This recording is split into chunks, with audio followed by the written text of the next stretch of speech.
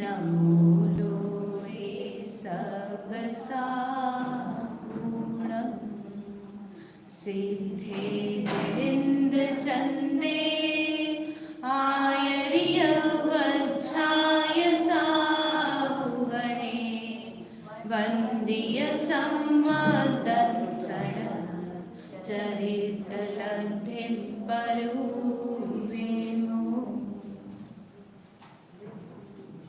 आचार्य श्री नेमिचंद्र सिद्धांत चक्रवर्ती द्वारा रचित श्री लब्धि साजी ग्रंथ है और उसका पंचलब्धि प्रकरण हम यहाँ पर देख रहे हैं।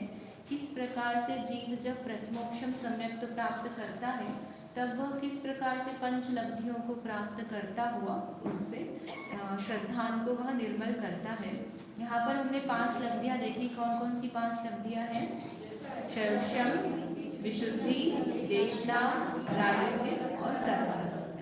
शैवश्यम में क्या होता है? अनुभाग अनंत गुणा हीन होता है। विशुद्धि में क्या है? वो अनुभाग अनंत गुणा हीन हो रहा है लेकिन साथ में उसके परिणाम धर्मानुराग रूप है ना, पुण्य प्रकृतियों का बंध होता है उसके परिणामों के निमित्त से। देशना लब्धि में जो आचार्य इत्यादि के निमित्त से उपदेश मिला उसको सुनकर ग्रहण करना, चिंतन करना, उदाहरण करना, वह सब देशना लब्धि के अंतर्गत आता है। और प्रायोगिक लब्धि में क्या बताया? उसी को वह आगे बढ़ाता हुआ जो तत्व निर्णय की प्रक्रिया है उसी में वह विशेष कार्य करता है। अपने सत्ता के कर्मों की स्थिति को कितनी करता है? अंतः कोड़ा कोड़ी सागर करता है। और अनुभाग कांडक घात के द्वारा सत्ता के जो अनुभाग है उसको द्विस्थानित करता है चतुस्थान से। इसके साथ ही बंधने वाला अनुभाग है उसको भी द्विस्थान करता है ना। स्थिति बंधापसरण करता है जिसमें कई बार स्थिति बंधापसरण कर करके जो है एक प्रकृति बंधापसरण आता है ना। 700-800 सागर की स्थिति जब घट जाती है बंधने में तब एक प्रकृति बंधापसरण आता है। ऐसे 34 प्रकृति बंधापसरण होते हैं। इसके बाद हमने यहाँ पर करण परिणाम जो है उनको देखा।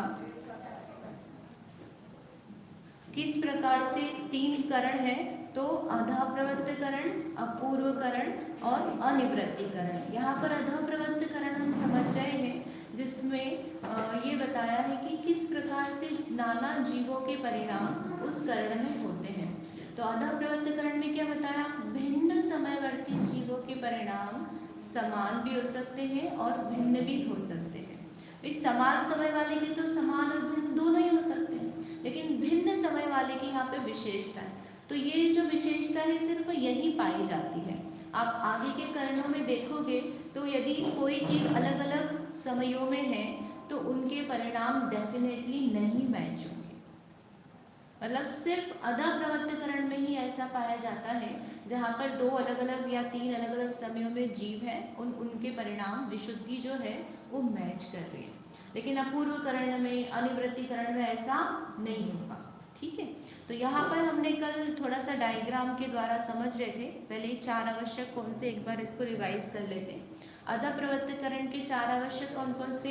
प्रति समय अनंत गुणी विशुद्धि, स्थिति बंधापसरण, पाप प्रकृतियों का अनुभाग बंधापसरण और पुण्य प्रकृतियों का बढ़ता हुआ अनुभाग। ठीक है, तो इसमें से यहाँ पर हम कैसी विशुद्धि होती है उसको देख रहे थे। तो जैसे उदाहरण क्या लिया था हमने? 16 समय का यदि अंतर्मुहूर्त है, 16 समय तक जीव अधःप्रवृत्त करण में है तो उसमें उसके पास हर समय में जब वो जाता है तो अनेक प्रकार की विशुद्धि की चॉइस होती है। तो वो कितनी विशुद्धि से ऊपर उठकर आगे गया है उसके अकॉर्डिंग फिर वो हर समय उस टाइप की रेंज को वह लेगा, है ना। जैसे अब 500 का परिणाम पहले समय में किया है तो अगले समय में वो अनंत गुणा करेगा उसकी विशुद्धि का। अगर वो 1000 से चढ़ा है तो अगले समय में फिर से उसको 1000 की विशुद्धि नहीं होगी, है ना, उससे बढ़कर ही होगी। तो इसलिए जिस प्रकार के परिणाम की विशुद्धि से वह आगे बढ़ा है उसी को वह कैरी फॉरवर्ड करते हुए आगे परिणामों की विशुद्धि को बढ़ाता जाता है। तो यहाँ हमने उदाहरण और पिक्चर के माध्यम से देखा किस प्रकार से जो परिणामों का पुंज है उसको अलग अलग आगे के समयों में सेम पाया जाता है। इसको हम समझ रहे थे ना, थोड़ा सा फिर से हम इसको लेते हैं। ताकि आपको क्या पिक्चर है उसका समझ में आए।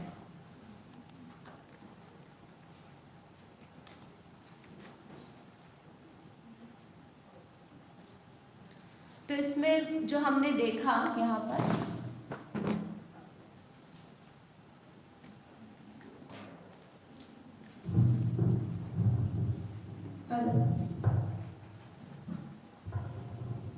यहाँ पहले समय में कितने परिणाम अवेलेबल है? 162, दूसरे समय में 166, तीसरे समय में 170, उसके बाद 174। तो यहाँ पर आप देखोगे 4 से जो परिणाम है बढ़ते जा रहे हैं। अरे पहले समय में चॉइस कम अवेलेबल है, दूसरे समय में उससे ज्यादा है, तीसरे समय में उससे ज्यादा है। तो इस तरह से आप देखोगे तो यहाँ पर 222 आ जाता है, वहाँ इतने तरह के परिणाम की चॉइस अवेलेबल है। तो जो एक्चुअल संख्या है वो कितनी, यहाँ पर 162 की जगह असंख्यात लोक प्रमाण। फिर इससे आगे जाएंगे तो उस असंख्यात लोक में और असंख्यात लोक जोड़ेंगे, वो छोटा होगा, लेकिन ये सब जो परिणामों के जो इनका रेंज है वो बढ़ती जाएगी, गुणा नहीं हो रही है ना, इसमें क्या हो रहा है, जुड़ रहा है, अधिक अधिक हो रहा है। अब ये जो 162 परिणाम है इसको हमने ग्रुप बनाया है। ग्रुप कैसे बनाया है कि आगे कितने परिणाम उसके आगे के समयों में पाए जा रहे हैं, जिसको हम बोलते हैं अनुक्रष्टी रचना। क्या बोलते हैं? अनुक्रष्टी रचना। कि यहाँ जैसे ये खंड है 40 परिणामों का, तो यह पहले समय में भी है और दूसरे समय में।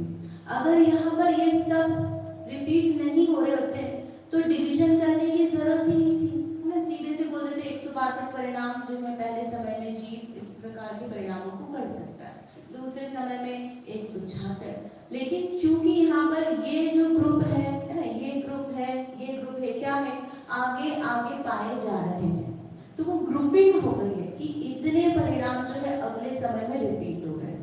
तो यहाँ देखा जाए तो 40 से लेकर के क्या है, ये जो 42 है, ये 40 संख्या नहीं है, 40 क्या है, परिणामों के नंबर।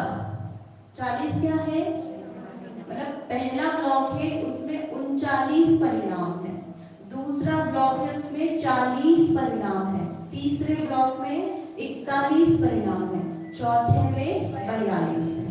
तो ये भी बढ़ते हुए हैं खंड में। तो पहले ब्लॉक में जो 39 परिणाम है आप देखो कहीं भी नहीं पाए जा रहे, है ना, कहीं भी नहीं 39 नंबर। तो ये वाले परिणाम जो है इस समय के इंडिविजुअल हो गए। अगर इसमें से कोई परिणाम वो जीव कर रहा है तो आगे किसी समयों से उसके मैच नहीं होंगे, ठीक है। लेकिन यदि उसके 40 वाले जो परिणाम है इनमें से कोई विशुद्धि पाई जा रही है तो हो सकता है कोई दूसरे समय में जीव स्थिति उसकी विशुद्धि हो, तो इसकी और इसको विशुद्धि क्या हो जाएगी, मैच हो जाएगी। समझ में आया? इसी तरह से यदि ये जो 41 परिणाम है इनमें से वो कोई विशुद्धि वाला परिणाम कर रहा है तो जो दूसरे समय में और तीसरे समय में यदि कोई जीव है और उनकी भी यही वाली विशुद्धि के परिणाम है तो पॉसिबिलिटी है कि इन तीनों की विशुद्धि मैच हो जाए। समझ में आया क्या बताना चाह रहे? तो क्या हो गया, भिन्न भिन्न भिन्न समयवर्ती जीवों के परिणाम कैसे हो गए, सेम हो गए। ये इसका भाव है और यही इसमें यहाँ पर विशेषता है जिसके कारण इसका नाम दिया है अधः प्रवृत्तकरण। नीचे के समयवर्ती जीवों के परिणाम ऊपर के समयवर्ती जीवों के परिणामों के साथ कैसे हो रहे हैं, मैच हो रहे हैं। समझ में आया पीछे तक सबको? ठीक है।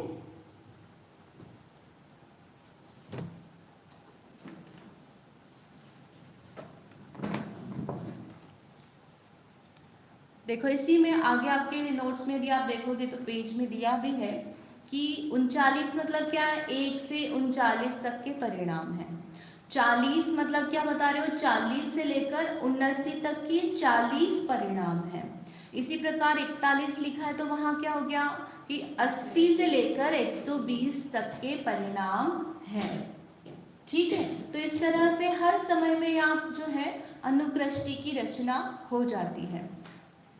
तो इसी को हमने एक सिंपल पिक्चर के द्वारा दिखाने का प्रयास किया था कलर के माध्यम से, ताकि एकदम से हमको समझ में आ जाए कि भाई ये जो ब्लॉक है ये ऊपर तक जा रहा है, ऊपर तक जा रहा, मतलब ये वाले परिणाम जो है अन्य अन्य समयों में भी पाए जा रहे हैं। समझ में आया? हाँ, हाँ, जितनी विशुद्धि है ये अगले अगले समय वाले में भी पाई जा रही है। तो वो इस तरह से ये पता चलता है कि अलग अलग तरह से जीव विशुद्धि कर रहा है, यहाँ पे पॉसिबिलिटी है, और वो विशुद्धि जो है अगले किसी समयों में अन्य जीवों के भी पाई जा रही है। इसमें एक जीव लेना है, एक से भी ज्यादा भी जीव ले सकते हैं। यहाँ पर जो सिनारियो बनाया है नाना जीवों की अपेक्षा से, मल्टीपल जीवों की अपेक्षा से होता है। यदि एक जीव होगा तो डेफिनेटली उसका परिणाम जो पहले समय में उससे अनंत गुणी विशुद्धि, तो वो तो मैच ही नहीं होगा, उसके लिए तो नया नया ही परिणाम है हर समय में। लेकिन जब हम कंपेयर कर रहे हैं 2 जीव 3 जीव या मल्टीपल जीवों को कंपेयर कर रहे हैं, तो उसके अकॉर्डिंग ये सिनारियो बताया कि भाई अलग अलग समयों में जीव हैं और परिणाम अलग अलग हैं, तो उनके मैच भी हो सकते हैं और नहीं भी मैच हो, इस प्रकार से। ठीक है, तो इसमें और विशेष रूप से हम देखें तो जैसे हमने एक रेंज ही बना दी पूरे परिणामों की, एक, पहला, दूसरा, तीसरा, चौथा, पांचवा, ऐसे करके हमने जितने परिणाम उसको पहले जो अधप्रवत्तकरण में हो सकते हैं उनको सबको एक लाइन में जमा दिया। भाई विशुद्धि बढ़ती जा रही है ना, तो हमने एक के बाद एक के बाद एक करके जमा दिया। तो उसमें कैसा समझ में आएगा भैया, 1 से लेकर के 162 तक के परिणाम जो है पहले समय में वो कर सकता है। फिर दूसरे समय में वो 40 से लेकर 205 तक के परिणाम करेगा। तो उसमें से जो पहले समय में 40 से 162 है वो दूसरा समय वाला जीव भी कर रहा है। इसी प्रकार से 80 नंबर से लेकर के जो परिणाम है वो आगे मैच हो रहे किसके, तीसरे समय वाले जीव के साथ। उसी में आप देखो कि जो दूसरे समय में कुछ परिणाम है वो पहले वाले को नहीं हो रहे, है ना। कैसे, जो 40 से 79 वाले परिणाम हैं वो जो है वो दूसरे समय वाले को हो रहे हैं, लेकिन तीसरे समय वाले को नहीं हो रहे। और उसी तरह जो 162 से आगे 205 वाले परिणाम है ना, वो दूसरे समय वाले को हो रहे हैं लेकिन पहले को नहीं हो रहे। तो कुछ परिणाम हर समय वाले जो उनके लिए नए नए रहेंगे, है ना, अगले वाले की पिछले वाले की अपेक्षा उसके पास ये परिणाम नए आए, और इस तरह से कुछ परिणाम कॉमन है, कुछ परिणाम नए हैं, दोनों मिलाकर के वो आगे आगे उनका जो है बढ़ते जा रहे हैं। तो ऐसे करके अधःप्रवत्तकरण के परिणाम है विशुद्धि है। अब आपको डायग्राम देखकर थोड़ा समझ में आया, भाव क्या बताना चाहते हैं? अभी तो डर नहीं लग रहा ना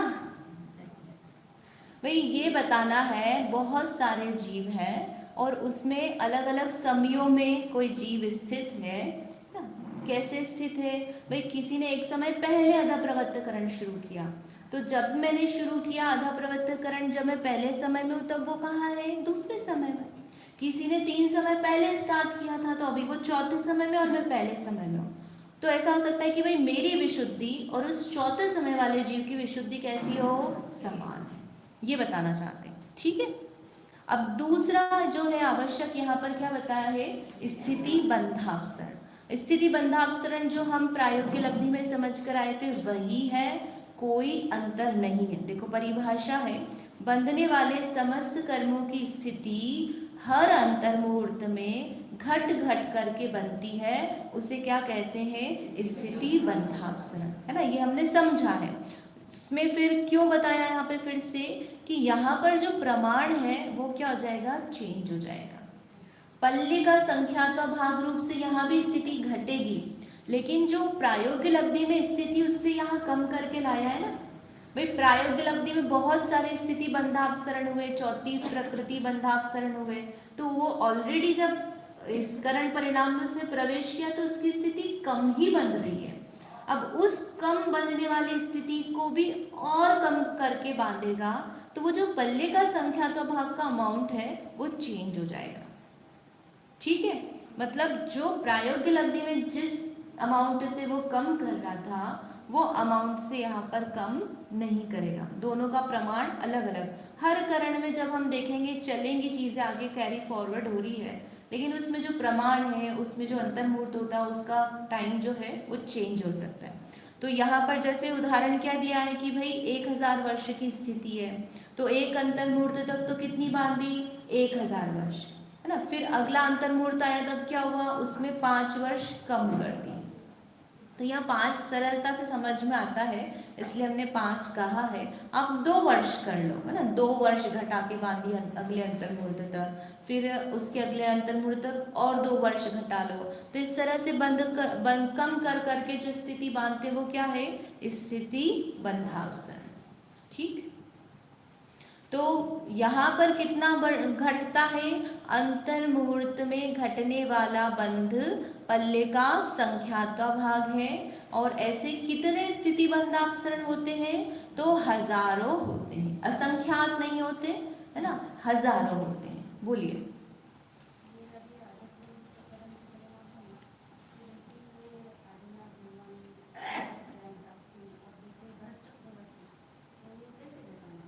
उनके परिणाम सेम हो ऐसा जरूरी नहीं है। अधा प्रवर्तकरण के सभी के परिणाम अलग अलग टाइप के हो सकते हैं और सेम भी हो सकते हैं, लेकिन सारे ही परिणाम सेम हो ऐसा जरूरी नहीं है। नहीं नहीं नहीं, उससे नहीं लगाना कि वो 1 साल तक तपस्या में खड़े थे और ये अंतर मुहूर्त में किया। भाई एक्चुअल टाइम जितना अधा प्रवर्तकरण में लगेगा दोनों को सेम ही लगेगा,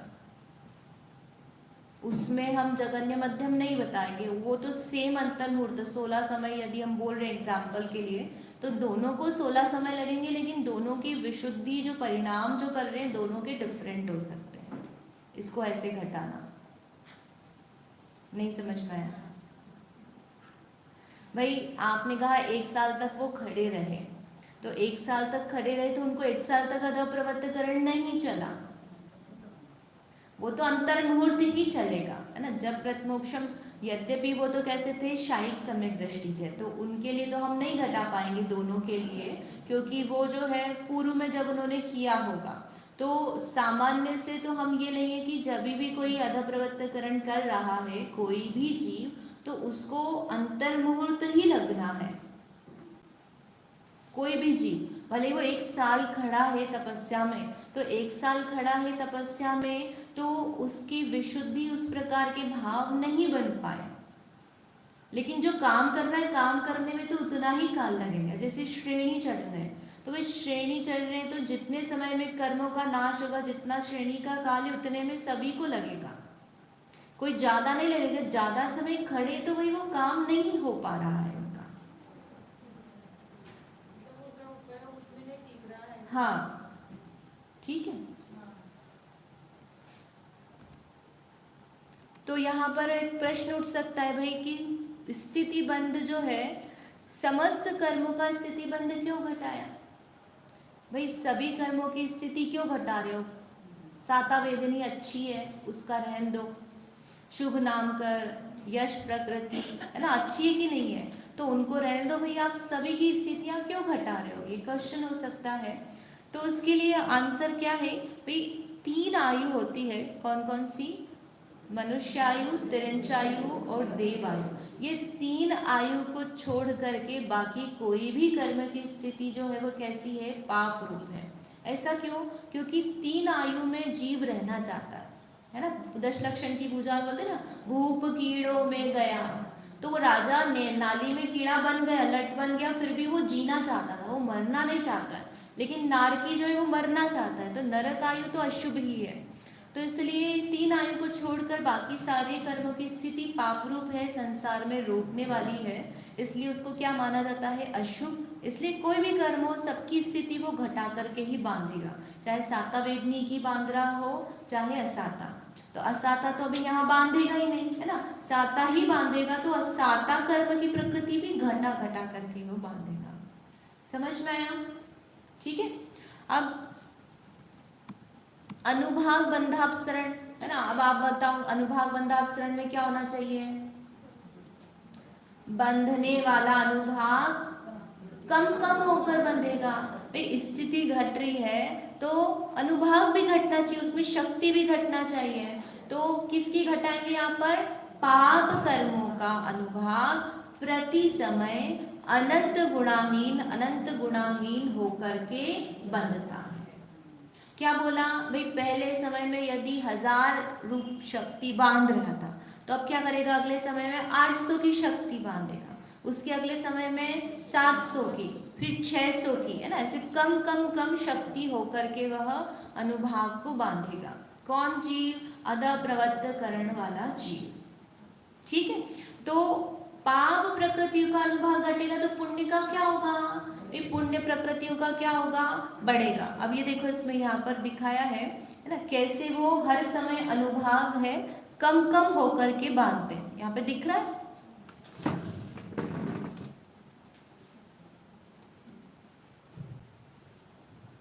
अनुभाग कितना बचा है इनका? अनुभाग तो सिर्फ 2 ही प्रकार का बचा है, लता और दारू, और अघाटिया में नींब और तांसी। तो उसमें पहले समय में जितना बांधा उससे कम अनुभाग दूसरे समय में बांधेंगे ना, उससे कम अनुभाग तीसरे समय में बांधेंगे, उससे कम अनुभाग चौथे समय में, और उससे कम अनुभाग 5वें समय में। तो हर समय में जो अनुभाग है आप देखो यहाँ पर घटता जा रहा है ना। अब ये अनंत गुणा तो हम नहीं दिखा सकते एक्चुअल में, इसलिए हमने उसको थोड़ा सा कम कम कम कम दिखाया है। और इस प्रकार से पाप प्रकृतियां, अब पाप कौन सी? घातिया की भी है और अघातिया की भी है, तो उनका सबका अनुभाग कैसा बंद होगा? घट करके बंद होगा। तो आप बोलोगे भाई कौन सी पाप प्रकृति मान रहे हैं? घातिया तो सारी पाप ही है ना, तो वह जीव चाहे पुण्य परिणाम करे चाहे पाप के करे, उसको घातिया कर्म तो हमेशा ही बनते हैं, वो बनना रुकते नहीं है।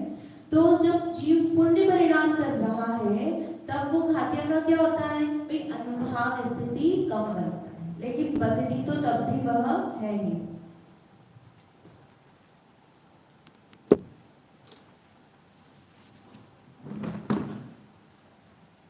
अब इसमें पुण्य प्रकृतियों का क्या होगा? अनुभाग बंध बढ़ेगा। हमने क्या कहा था? जैसे जैसे विशुद्धि होती जाएगी तो जो रस पड़ना है उसके पुण्य प्रकृतियों में वो कैसा होगा? बढ़ता जाएगा। हम जनरली कहते हैं ना कि भाई इनकी खूब पुण्य का उदय है, तो क्या कहते हैं? भाई पूर्व में खूब पुण्य किया है, धर्म किया है, तो इनके वर्तमान में इतना पुण्य का उदय दिख रहा है। तो धर्म से संबंध लगाया कि नहीं लगाया? भाई धर्म से लगाया मतलब धर्म से नहीं हो रहा है, वीतरागता से पुण्य नहीं बन रहा है। वहाँ जो उसकी कषायों की मंदता हुई है, विशुद्धि है, उससे पुण्य बन रहा है ना। विशुद्ध वीतराग परिणामों से कर्म नहीं बनता। कर्म तो किससे बनता है? पुण्य या पाप परिणाम से, राग द्वेष से, कषाय से। तो वो जो पुण्य बनता है वो धर्म से नहीं, धर्म के समय में जो कषाय मंदता हुई है उससे बन रहा है। तो यहाँ पर हमारे क्या है? कषायों की मंदता बढ़ रही है, तो इसलिए क्या होगा कि बंधने वाले पुण्य कर्मों का अनुभाग प्रति समय अनंत गुणा बढ़ करके बंधेगा। यदि हम चाहते हैं कि हमें क्या मिले? पुण्य का फल, यदि, है ना, यदि हम चाहते हैं तो, यदि आप चाहते ही नहीं हो तो कोई बात ही नहीं है। लेकिन यदि आप चाहते हो और फिर जब पाप का उदय आता है तब हम रोते हैं, तो हमें करना क्या चाहिए? पुण्य करना चाहिए। यदि करने की अपेक्षा से आप देख लो तो हम अपने जीवन में दृष्टि डालो कि हम मैक्सिमम नंबर ऑफ टाइम क्या करते हैं, किसमें हमारा समय निकालते हैं। 8-1 घंटे तो सोने में चले जाते हैं, वहाँ तो कोई पुण्य नहीं किया। सुबह उठे, नहाए, करे, है ना, नाश्ता पानी किया, फिर मंदिर गए, तो जितनी देर आप मंदिर में रहे उसमें भी आप पूरे टाइम तो पुण्य। भाई कुछ समय आप थोड़े गॉसिपिंग भी करने लग जाते हो है ना, खाना खा रहे हैं, फिर दिन में सोए, टीवी देखा, फोन चलाया, तो आप देखो आप दिन भर में कितने समय आपने किया करने की अपेक्षा से। तो हम उतना भी नहीं कर रहे, फिर हम अपेक्षा तो क्या करते हैं? फल जाता है तब क्या करते हैं? भाई हमको कम मिला, हम अपना टिफिन खोलते तो रोते, भैया हमको तो लड्डू पेड़े मिठाई नहीं आए, हमको करेले की सब्जी क्या मिला, मतलब जो आपको पसंद नहीं वो मिला। तो इसलिए यहाँ पर समता का परिणाम लाना चाहिए। भाई जैसा हमने परिणाम किया पूर्व में वैसा आएगा, तो यहाँ पर भी आप कुछ नहीं कर सकते, आप ज्ञाता दृष्टा ही रह सकते हो। इससे ये समझ में आता है। तो यहाँ जब वो ये कर्मों में उथल पुथल चल रही है तब भी जीव तो क्या है? ज्ञाता दृष्टा ही है। बोलिए।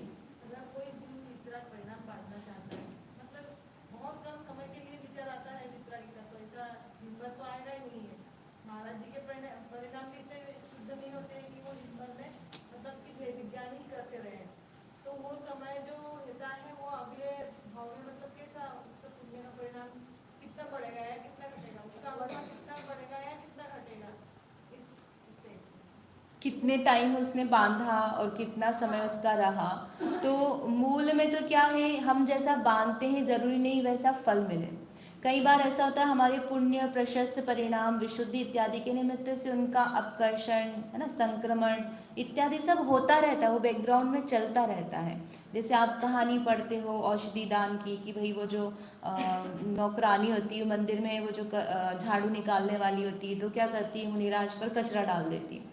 फिर बाद में क्या होता है, उसको पश्चाताप होता है तो उनकी सेवा करती है। तो उसने क्या करा, संक्रमण किया वहाँ पर। तो इसी प्रकार से हम जो बांधते हैं तो ज़रूरी नहीं है कि हर कर्म का हमको फल मिले। जैसे अब अभी हम 4 प्रकार की गतियाँ, सभी प्रकार के गति कर्म बांध सकते हैं। आयु नहीं, गति कर्म, नरक गति भी बांध रहे हो आप, थोड़े अंतर मुहूर्त बाद मनुष्य गति भी बांधो, तो सब आपके पास सत्ता में पड़ा है। अब आपको मनुष्य गति का उदय आ रहा है तो बाकी के 3 कर्म उसमें कन्वर्ट होकर के उदय में आएंगे।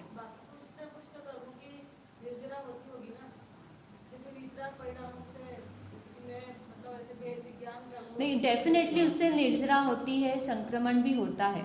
इसलिए ये लौकिक में इतना क्यों प्रचलित है, भाई आप भक्तामर का पाठ करो या आप कुछ जाप करो, तो उन लोग को क्यों शांति लगती है, क्योंकि उतने समय तक तो वो क्या कर रहे हैं, कषाय मंद कर रहे हैं। और कषाय मंद करने से उनके परिणाम जो है विशुद्ध होकर के जो उदय आ रहा है उसमें भी संक्रमण इत्यादि की संभावना बन जाती है। इसलिए मिथ्यात्व दिशा में हम अकाम निर्जरा तो बोलते ही है ना। अकाम निर्जरा समझ में आता है भाई, उसने शांति से उसको सहन कर लिया बिना संक्लेशता के, तो वो जो आया था वो उस रूप से फलीभूत नहीं हुआ, उसको वो कहेंगे हम, ठीक है। लेकिन ऐसा नहीं कि हमको फल नहीं मिलता है, ये तो आपको थोड़ा संभालने के लिए मैंने बोल दिया कि ठीक है, संक्रमण भी होता है, उदीर्णा भी होती है, अनुभाग भी कम ज़्यादा हो सकता है, लेकिन फिर भी आप कितना कम ज़्यादा कर लोगे। जो आपने बहुत तीव्र रूप से बांधा है आपको उसका फल तो भोगना ही पड़ेगा ना। जैसे नरक आयु बांधी है तो आप नरक आयु से तो नहीं बच पाओगे। भाई स्थिति कम कर ली, राजा श्रेणिक ने आयु कम कर ली, लेकिन उतने समय भी उनको रहना तो पड़ा ना वहाँ, उसमें असाता का वेदन इत्यादि तो करना ही पड़ा। तो आप कर्म से, तो आपको कर्म नष्ट करने पर ही आप उससे छुटकारा पा सकते हो। तो उसको नष्ट करने के लिए कर्म में पुरुषार्थ नहीं करना है, पुरुषार्थ कहाँ करना है, स्व में करना है। मतलब ये देखो, आप कहीं पर भी ऐसा नहीं लिखा है कि जीव ने किया, भाई जीव तो विशुद्धि ही बढ़ा रहा है, जीव का उपयोग तो स्वयं में ही लगा, तो कर्म में इस प्रकार के कार्य हो रहे हैं, ऐसा उसमें समझना, ठीक। तो अब जो अघातीय कर्म है उसमें पुण्य प्रकृति का अनुभाग कैसा होता है, गुड़, खांड, शर्करा और अमृत। तो वो 4 रूप में रखकर भी उसका अनुभाग और बढ़ता बढ़ता बढ़ता जाएगा। भाई कोई धनवान व्यक्ति है, उसके पास धन है और फिर उसको और धन मिल रहा है तो क्या होगा, बढ़ेगा, है ना, उसकी जो गाढ़ता है वो बढ़ती जाएगी, ठीक। तो अधा प्रवृत्तकरण की जो 4 आवश्यक हैं उसमें हो क्या रहा है, यदि हम समरी देखें तो सभी कर्मों का स्थिति बंध कैसा हो रहा है, घट रहा है। कोई भी कर्म का स्थिति बंध बढ़ेगा नहीं, घटेगा ही। जो पहले बांधता था उससे तो उसको कम ही हो रहा है। और पाप प्रकृतियों का अनुभाग बंध क्या हो रहा है, वो भी घट रहा है। और पुण्य प्रकृतियों का अनुभाग बंध बढ़ता है। मतलब आपको सब फायदा ही है इसमें, भाई पुण्य का बढ़ रहा है और पाप का घट रहा है। एक तरह से तो क्या है, यहाँ पर जो है फायदा ही चल रहा है ना, ठीक, पुण्य की अपेक्षा से देखे तो। अब ये 4 आवश्यक जो हैं ये कब तक होते हैं, क्या सिर्फ अधा प्रवृत्तकरण में ही चलेंगे, तो प्रारंभ तो अधा प्रवृत्तकरण के प्रथम समय से होता है, लेकिन जब तक अनिवृत्तिकरण नहीं होता, मतलब उसके एंड तक ये सारे काम चलते रहेंगे। मतलब हमने बोला प्रति समय अनंत गुणी विशुद्धि होना है, तो अगले अपूर्वकरण में भी अनंत गुणी विशुद्धि चलती रहेगी हर समय, है ना। उसके बाद अनिवृत्तिकरण में भी विशुद्धि चलती रहेगी। अब हम बार बार नहीं बोलेंगे कि भाई ये आवश्यक आप गिनो, यहाँ पर विशुद्धि अनंत गुणा हर समय बढ़ रही है। ऐसे ही हमने बोला कि भाई स्थिति बंधापसरण हो रहा है, अनुभाग बंधापसरण हो रहा है, तो आगे भी घट घट करके स्थिति बंधनी, घट घट करके पाप प्रकृतियों का अनुभाग घटना है ना, बंधना, तो वो आप उसमें लगा लेना। समझ में आया? इस प्रकार से, हाँ बोलिए।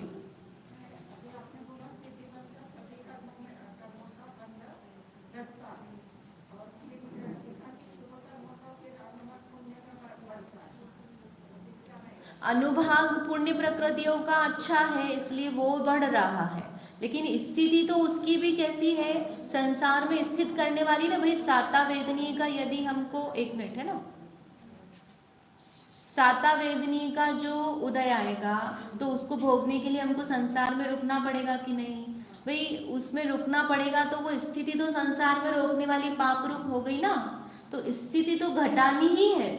अब वो जब जितने समय है तो उसका फल अच्छा मिले तो वो अनुभाग बढ़ाता है, तो अनुभाग बढ़ रहा है। ठीक। अब दूसरा करण है अपूर्व करण। अपूर्व करण जो है जैसा कि नाम से ही बता रहा है ना, अपूर्व प्लस करण यानी अपूर्व परिणाम होंगे।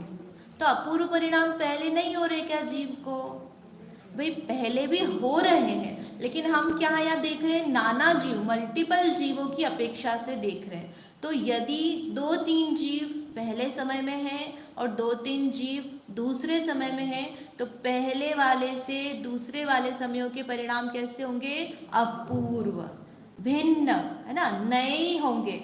वो पहले समय वाले परिणाम दूसरे समय में नहीं होंगे, रिपीट नहीं होगी विशुद्धि। ठीक, देखो उसको समझते हैं। भिन्न समयवर्ती जीवों के परिणाम भिन्न ही, समझ में आया क्या बोल रहे हैं। भिन्न समयवर्ती यानी कोई पहले में, दूसरे में, तीसरे, चौथे ऐसे आदि समयों में जीव हैं, तो उनके जो परिणाम है वो कैसे होंगे, डेफिनेटली अलग होंगे। ठीक।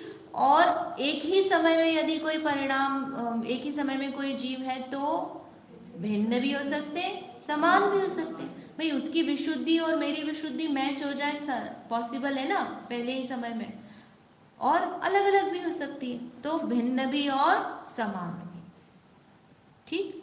अब इसको यदि हम देखें कि किस प्रकार से डायग्राम में, तो ये बिल्कुल सरल है भाई। एक इसमें कोई मैचिंग नहीं है, बस एक रेंज है कि असंख्यात लोक परिणाम पहले समय में है तो दूसरे नए असंख्यात लोक प्रकार के परिणाम दूसरे समय में आएंगे, फिर तीसरे समय में नए असंख्यात लोक प्रकार के परिणाम होंगे। जीव को तो उसमें से एक ही होगा, लेकिन उसके पास जो ऑप्शंस है वो इतने सारे टाइप के परिणाम अवेलेबल हो सकते हैं।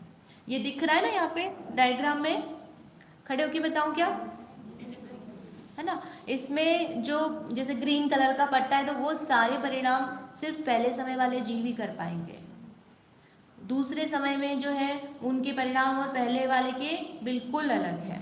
तो इस तरह से अब यहाँ से आप देखो तो परिणाम सब अलग अलग अलग समयों में अलग अलग पाए जाएंगे। तो इनकी विशुद्धि जो है वो कैसी है कि अपूर्व करण के पहले समय का जगन्य परिणाम अधः प्रवृत्त करण के अंतिम सर्व विशुद्ध परिणाम से भी अनंत गुणा विशुद्ध है। क्या बताया कि जो अधः प्रवृत्त करण का लास्ट परिणाम है ना, अभी हम वापस से आपको यहाँ पे दिखाते हैं कौन सा लास्ट परिणाम। यहाँ पर देखो ये जो 222 लिखा है ना सबसे लास्ट में, तो यहाँ पर जो 57 नंबर का ब्लॉक है, यहाँ पर और छोड़ दो इसमें, जैसे यहाँ पर हम मान लो चौथा समय है तो सबसे लास्ट में 294 दिख रहा ऊपर ऊपर, 294 नंबर की जो विशुद्धि है उससे अनंत गुणा विशुद्धि, पहली जो विशुद्धि कौन सी, अपूर्व करण की सबसे जगन्य वाली, वहां पे भी क्या होगा, रेंज होगा। जैसे यहाँ पर हमने 162 परिणाम बताए पहले समय में, ऐसे की ऐसे ही अपूर्व करण में भी वह 162 तरह के परिणाम की चॉइस है। तो वो जो सबसे कम विशुद्धि भी लेंगे ना वहां की वो विशुद्धि, और अधः प्रवृत्त करण की सबसे उत्कृष्ट विशुद्धि वो कैसी है भाई, इससे ये वाली अनंत गुणा है। समझ में आया क्या बताया भाई, अधः प्रवृत्त करण की जो उत्कृष्ट विशुद्धि है उससे जो अपूर्व करण की जगन्य विशुद्धि है वो भी अनंत गुणा है। ठीक, क्योंकि नया परिणाम है ना, अपूर्व परिणाम है, तो इस तरह से वहां पर कैसी विशुद्धि, अनंत गुणा है। फिर प्रत्येक समय के जगन्य परिणाम से उसी समय का उत्कृष्ट परिणाम अनंत गुणी विशुद्धि है। अब यहाँ पे क्या लगाना कि भाई ये जो हम यहाँ ले रहे हैं है ना, यहाँ पर सबसे पहला परिणाम दिख रहा है, रेड कलर से मार्क किया है, तो ये पहला परिणाम से जो लास्ट परिणाम है ये कैसा है, अनंत गुणी विशुद्धि। यहाँ से यहाँ तक कैसा है ये, से अनंत गुणी विशुद्धि। आगे विशुद्धि बढ़ती जा रही है ना, पहले परिणाम से दूसरे परिणाम में विशुद्धि ज़्यादा, तीसरे में ज़्यादा, चौथे में ज़्यादा। अभी हम उसको और ज़्यादा कॉम्प्लिकेट नहीं करेंगे, है ना। उसमें षट स्थान वृद्धि रूप लिए वृद्धि होती है। तो पहले परिणाम से जो आखिरी परिणाम है, जो चॉइस अवेलेबल है हमारे पास में, उसमें पहले से लास्ट वाला कौन से समय का परिणाम है, पहले ही समय का, है ना। जितनी सारे हमारे पास टाइप अवेलेबल है उसमें से पहले से लास्ट में विशुद्धि कैसी है, अनंत गुण। क्या क्या बताया, अधा प्रवर्तकरण से अपूर्वकरण का जगन्य, उसकी विशुद्धि कैसी, अनंत गुणा। अपूर्वकरण के पहले समय का पहला परिणाम, उसी में पहले का आखिरी परिणाम, उसमें विशुद्धि अनंत गुणा। अब क्या बचा भाई, ये जो दूसरा है मतलब लास्ट का है, पहले समय का उत्कृष्ट वाला परिणाम, उससे दूसरे समय का जघन्य वाला, है ना। यहीं पर आप डायग्राम में देखो कि ये जो यहाँ पर हमने ये बनाया है, इससे ये ब्लू वाला ब्लॉक इसका पहला परिणाम। अब ये भी कैसा है, अनंत गुणी विशुद्धि लिए हुए। समझ में आया, एकदम समझ में आता। देखो पिक्चर में कि ये क्या चल रहा है, इतने सारे परिणाम है, इसमें जो लास्ट वाला है, इस लास्ट वाले से आगे के जो पहला वाला है जगन्य भी है, वो कैसा है, अनंत गुणी विशुद्धि लिए हुए। प्रत्येक समय विशुद्धि बढ़नी है ना, तो इसलिए वो परिणाम अपने आप में कैसे अनंत गुणा डिफरेंस से आगे आगे बढ़ते जाएंगे। तो इस प्रकार से परिणामों की विशुद्धि है। अब आते हैं अपूर्वकरण के 4 आवश्यक में।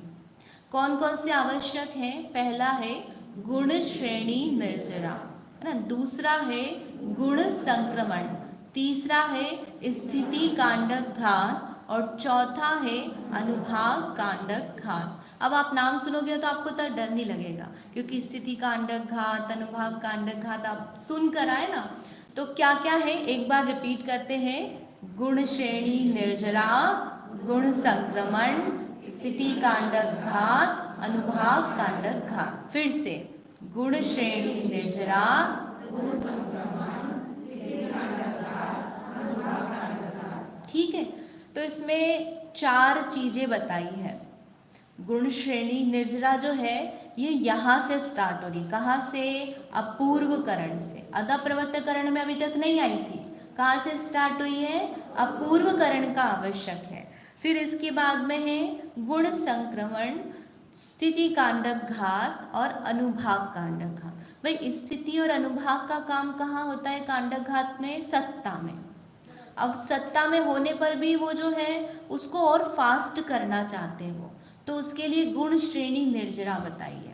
और जो गुण संक्रमण है ये क्या है भाई, जो पाप प्रकृतियां भी पड़ी है उसके भी द्रव्य को क्या करते हैं, पुण्य में कन्वर्ट करते जाते हैं। मतलब बांध तो पुण्य की प्रकृतियां ही रहा है, लेकिन जो पड़ी हुई भी है ना उसका क्या करना है, कन्वर्शन। तो हमारे पास जो चीज़ बचेगी वो बहुत क्रीम बनेगा, मतलब अनुभाग इत्यादि की अपेक्षा से देखो तो सब अनुभाग भी कम होता जा रहा है, स्थिति भी कम होती जा रही है, और फटाफट निर्जरा होनी है, परमाणु खिरने हैं, और क्या होना है, प्रकृति भी बदल रही है। मतलब वो पाप रूप में उदय में आता तो अब क्या हो रहा है, पुण्य में। तो इस तरह से सब जगह से काम चल रहा है। तो आप देखो हर जगह से उथल पुथल ऐसे चल रही है चुटकियों में,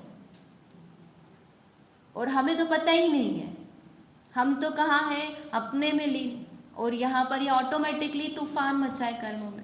तो बताओ कर्म बलवान है कि जीव बलवान है? तो कर्मों को किसने तोड़ा भाई, मैंने तोड़ा अपने पुरुषार्थ से।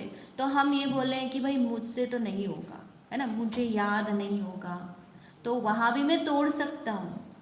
उसको भी विशुद्धि निर्मल होती है, कषाय कम होती है, तो अपने आप ज्ञान बढ़ता है। ठीक, और इसके अलावा क्या, मिथ्यात्व को किसने तोड़ा, मिथ्यात्व में रहते हुए जीव ने मिथ्यात्व को तोड़ा। मिथ्यात्व का उदय चल रहा है कि नहीं, अभी भी चल रहा है, लेकिन इसमें रह करके वो श्रद्धा निर्मल करने के प्रयास कर रहा है, उसके कर्म को हटाने का हम प्रयास कर रहे हैं। सब नॉर्मल प्रोसेस है। जब आप करोगे ना तब वो दिखता रही अपूर्व अपूर्व काम चल रहे हैं, लेकिन जब स्व में जाने का हो तो स्वभाव में जाना है तो नेचुरल बनेगा वो हम करते नहीं, प्रमाद करते हैं, हम अपनी मान्यता में साइकोलॉजी में ऐसा बिठाते कि नहीं होगा, तो हमें लगता है कि अरे नहीं कर सकते। लेकिन आप उसको पॉजिटिव एक इंस्ट्रक्शन दो कि मैं कर सकती हूँ, मुझे होगा। भाई मैं अपने को नहीं जान सकती तो किसको जानूंगी मैं? तो इसलिए वहाँ अपने आप को एक इंस्ट्रक्शन देना है फोर्सफुली कि मैं सम्यक दर्शन कर सकती हूँ, मुझे अपना ज्ञान हो सकता है, और मैं वैसे भी जान ही रही हूँ। अभी भी मैं क्या कर रही हूँ, 5 इंद्रिय विषय भोगों को हम क्या कर रहे हैं, जान ही तो रहे हैं, तो तब भी हम क्या करेंगे, जानेंगे। तो इसलिए इस तरह से ये 4 आवश्यक बताए, कौन कौन से, गुण श्रेणी निर्जरा, गुण संक्रमण, स्थिति कांडक घात और अनुभाग कांडक घात। अब इसमें जो इसका स्वरूप है हम शाम की क्लास में देखेंगे ना, जो इंटरेस्टिंग है। दोनों चीज़ें नहीं आई है, गुण श्रेणी निर्जरा और ये, लेकिन स्थिति कांडक घात, अनुभाग कांडक घात में यहाँ पर फिर से आया है। तो इसमें थोड़ा सा विशेषता है जो बता देते कि भाई प्रायोगिक लब्धि में भी आया था स्थिति कांडक और अनुभाग कांडक घात, लेकिन वहाँ पर बस एक ही बार होता है, एक बार उसने घटा दिया, फिर बार बार नहीं होता। लेकिन यहाँ पर अब बार बार होंगे। जो स्थिति का घात सत्ता में किया जा रहा है ना, वो काम बार बार अंतर्मुहूर्त प्रोसेस में चलेंगे दोनों। तो इस तरह से ये 4 आवश्यक है, इसको हम यहीं तक रखते हैं।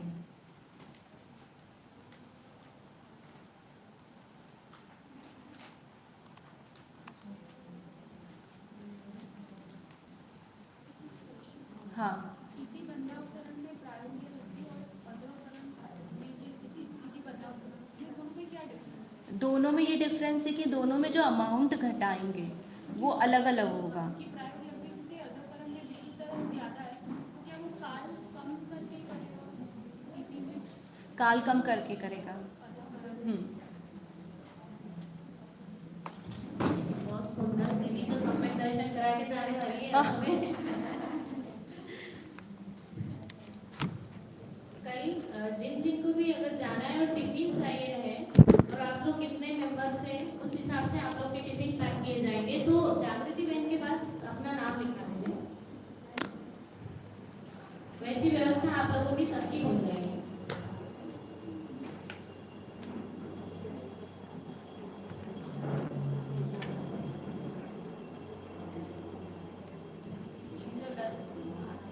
परीक्षा की तैयारी होगी सबकी?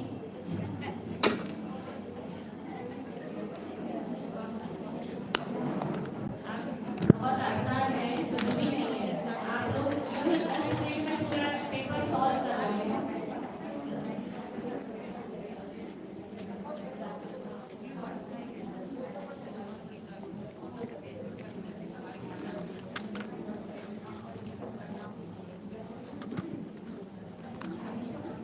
आंसर शीट पे आप लोगों ने उसी पे टिक लगाओगे तो उसमें अपना नाम और अपना गांव और सब लिख लेना, कहाँ से हो आप लोग का।